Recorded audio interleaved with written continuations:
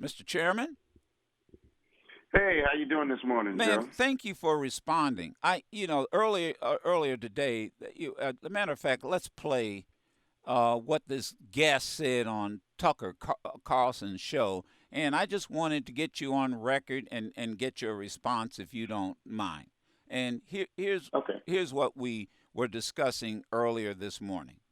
Illegals are even more frustrating because now you're looking at an environment to where you have that low-wage worker competing for jobs in communities and against people who will not speak English. So now it's not only affecting the real low wage, it's affecting the middle class, because if you want to work in any type of public service, for the fire, for the police, for the teachers, anything, you have to be bilingual. And this is making a tremendous impact on African Americans to rethink who these new arrivals are and why they I think it's a totally fair question. I never even thought about the bilingual question, but it's a real one. Oh, it's horrible. It's like you can't even, in California, for instance, you can take the driver's license test in 40 languages. But so why? I never hear Maxine Waters or any member of the CBC mention that. Why?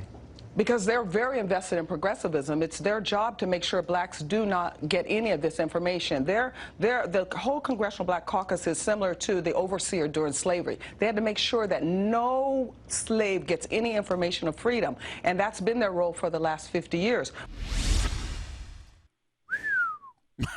uh, Congressman Richmond, I'm here. the chairman of the Congressional Black Caucus. I had to get your response this morning. Let me just say this. My grandmother used to always say, never argue with a fool, because from a distance, you can't tell which is which. So let me just not respond to, I think, the horrible analogy of overseer during slavery to this time. But the CBC is very proud of its record. And, Joe, I won't even go back 4 years of its history. I'll go back to last year's budget cycle. We added $600 million for Head Start. We added over $1 billion for community health centers. We added over $1 billion for affordable housing for seniors and for lower income folks. We added about 200 and something million dollars to our HBCUs. We added millions of dollars for reentry for formerly incarcerated people back into communities. We added millions of dollars for apprenticeship training for our young people.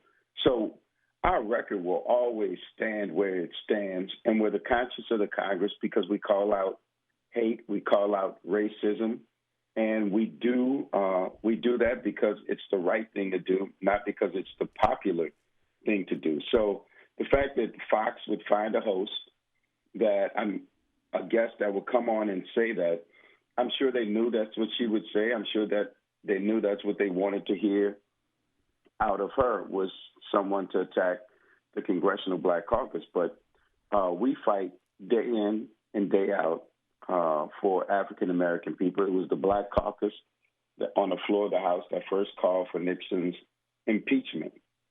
It was, and many of the members now are calling for impeachment again. So the fact that we're the enemy of the far right, it is what it is. And we'll wake up today and we'll wake up tomorrow if it's the Lord's will.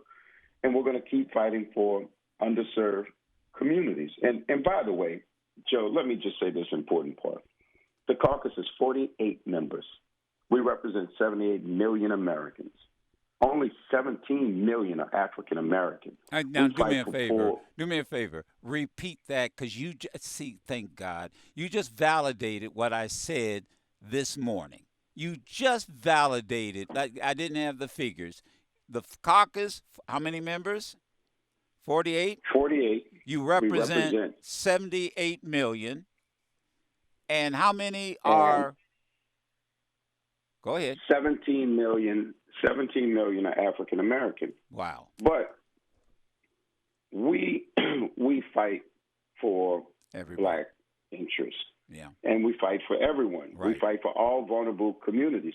Even some of those folks in rural communities, our rural white neighbors sometimes, who don't know it or necessarily appreciate it, we're fighting for them too. And in the South especially, it's been easy for politicians, I think this president did it, to go after rural and poor white vote by saying the reason why you're poor and white is because minorities are taking all the benefits and advantages that should go to you.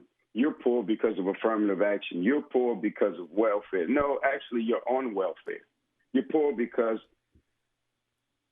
the education system failed you or something else happened. But they won't take that ownership. It's just easy for those elected officials in the South, white Republicans, to just play minorities are to blame. And that's why in the South, where Louisiana, Mississippi, Alabama, those states where they're always fighting for last in education, first in poverty, infant mortalities, sky high, poorest health outcomes in the country. The reason why they keep electing Republican leadership, whose idea about path to prosperity is to cut education. It's to cut after-school programs. It's to cut pre-K. It's to cut all of these things that will help people lift themselves out of poverty. They continuously say education is the best way out of poverty. But what have they done in the South? We've cut hundreds of $millions from higher education in Louisiana, and we've underfunded public education. So if education is the best pathway out, you're dismantling public education. Right. College tuition is sky high, so people can't attain it. So instead of engaging in those real conversations, people do exactly what that guest did, which is to go play the race card in a reverse way. And I was saying in an adverse way. I thank you for responding and being right on time. And we'll talk again. Matter of fact, we're going to be putting together about the second week, the week after the election. We're going to do a town hall on the 14th on what's next after the midterm.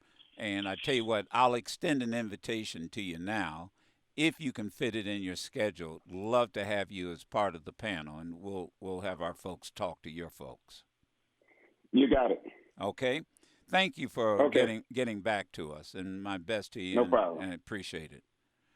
That is Congressman Cedric Richmond, the chairman of the Congressional Black Caucus. And you see why it's so important to do what we do.